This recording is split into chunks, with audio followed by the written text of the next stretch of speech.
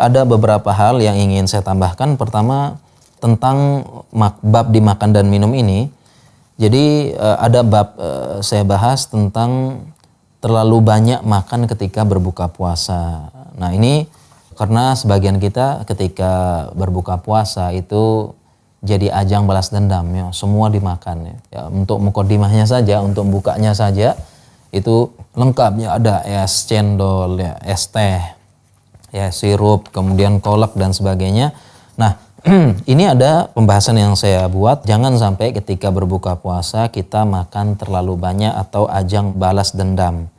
Ya, karena Allah Subhanahu wa taala berfirman, "Kulu washrabu wa la tusrifu." Makan dan minumlah, jangan berlebihan. Dan Rasulullah SAW pun telah mengingatkan tentang perut ini. Beliau bersabda, "Ma mala adamiyun wi'aan syarron min batnin."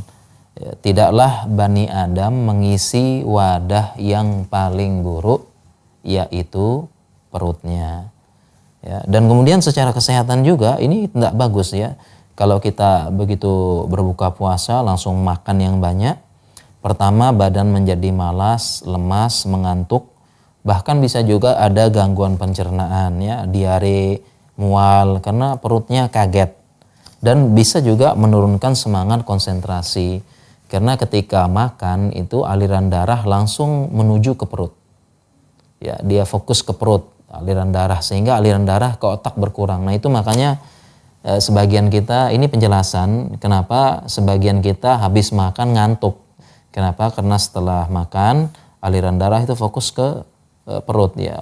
Organ lain berkurang termasuk kepala. Ya, dan kalau kita melihat ya hadis Rasulullah SAW, beliau kalau kita ingin mengikuti beliau tuh karena Rasulullah SAW itu yuftiru ala rutobatin qabla ayyusolliya.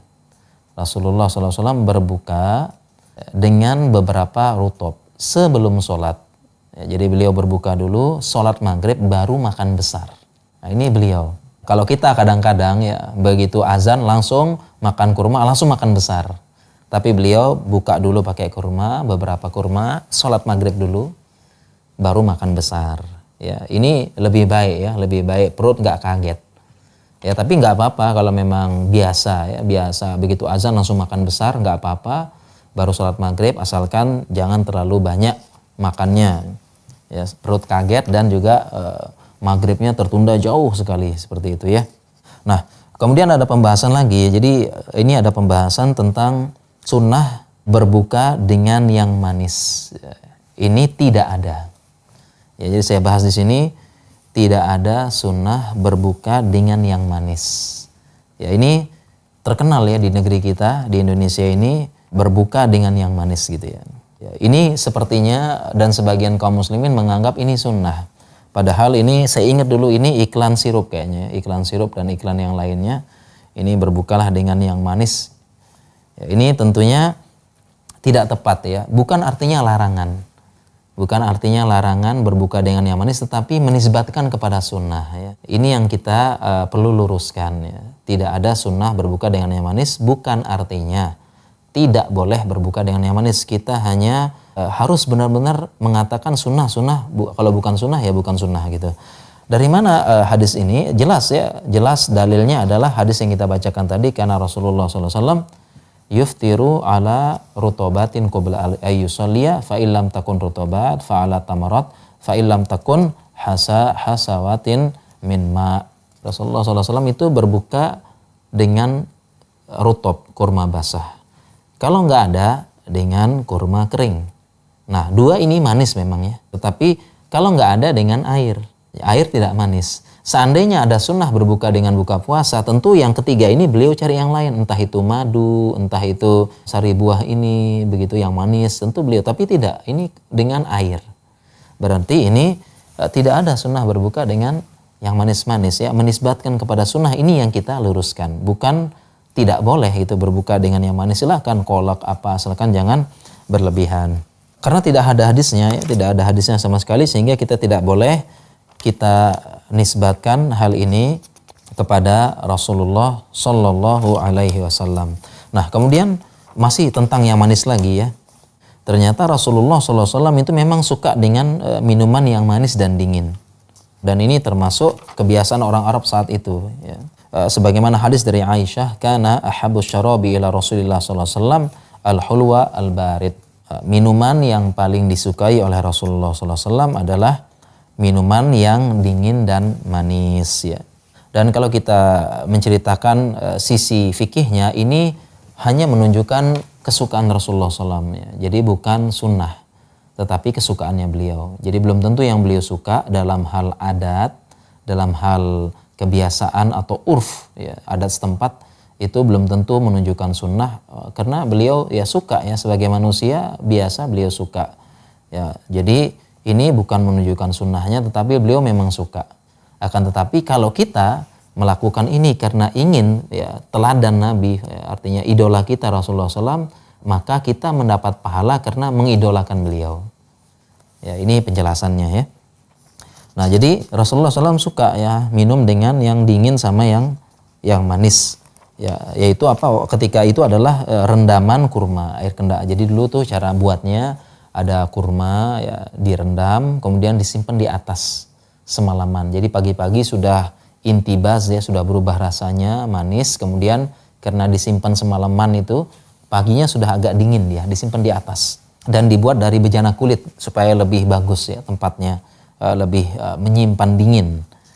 Ini minuman kesukaan Rasulullah SAW, dan ini tidak apa-apa, ya, kalau kita meneladani beliau. Beliau suka yang manis-manis, saya juga suka. Nah, ini pahalanya, ya, karena meneladani idola Rasulullah SAW. Kita boleh saja, asalkan terkait dengan ini jangan sampai jadi dalil kita suka minum yang manis dan dingin. Karena di zaman ini manis dan dingin sekarang berlebihan, ya. Ya, minuman-minuman bersoda, minuman-minuman siap saji itu semuanya kandungan gulanya sangat tinggi. Ya, tidak seperti yang alami, ya, dibuat dari rendaman kurma seperti zaman dulu. Jadi jangan sampai jadi dalil, ya, sering minum yang manis dan dingin, ya. Dan kita pastikan pertama itu gulanya baik untuk tubuh. Jadi gulanya, kandungan gulanya tidak terlalu tinggi, ya, hanya secukupnya saja untuk energi tubuh, dan kalau bisa manisnya alami, ya, sebagaimana rendaman kurma, nabis dan sebagainya, ya. Nah, kemudian kita masih lanjutkan tentang makanannya. Ini suplemen tambahannya dari buku ini, yaitu ketika kita sahur dan berbuka kita siapkan kurma, dan ini sunnah, ya, ini sunnah, ya, sunnah berbuka dengan kurma dan sahur dengan kurma. Ya, mengenai berbuka dengan kurma tadi sudah kita bawakan hadisnya, ya, tentang Rasulullah SAW berbuka dengan kurma, dan sekarang tentang sahur, ya, hadisnya adalah ni'mas sahuril mu'min at-tamr. Sebaik-baik makanan sahur seorang mukmin adalah tamr. Ya, dan di hadis yang lain juga anna Nabiya sallallahu alaihi wasallam akhadha hafnatan min tamr faqala ni'mas sahurun lil muslim. Jadi Rasulullah SAW pernah mengambil segenggam kurma, beliau ambil segenggam kurma ini, kemudian beliau bersabda, inilah sebaik-baik hidangan sahur seorang muslim, ya. Perhatikan segenggam beliau ambil, ya. Dan ini menunjukkan bahwasanya sebagian ulama mengatakan tidak ada sunnah makan kurma ganjil. Beliau ambil segenggam, ya, nggak tahu ini ganjil atau genap, gitu, ya. Jadi tidak ada, saya baca fatwanya, tidak ada sunnah berbuka dengan kurma ganjil, ya, tidak ada. Demikian juga dengan Rasulullah SAW tadi makan sahur dengan segenggam kurma, nggak tahu ini ganjil atau genap. Ini penjelasan dari Syekh Utsaimin, walaupun ada ulama juga boleh, ya, kita mengganjilkan karena memang ada hadis yang umum, ya, innallaha yuhibbul witra, sungguhnya Allah ganjil dan menyukai yang ganjil, ya. Ini ada hadisnya secara umum. Wallahu ta'ala, ini masalah fikih kita berlapang-lapang terkait dengan hal ini, ya. Jadi kita siapkan kurma memang, ya, baik itu kurma ketika berbuka maupun ketika sahur. Dan sekali lagi bukan artinya kita menggantikan makanan pokok kita dengan kurma. Artinya enggak makan ikan, enggak makan sayur, makan kurma tok ketika sahur, tidak, ya. Tetap makan makanan pokok, tetap juga makan kurma. Nah, ternyata ada keajaiban di sini, ya.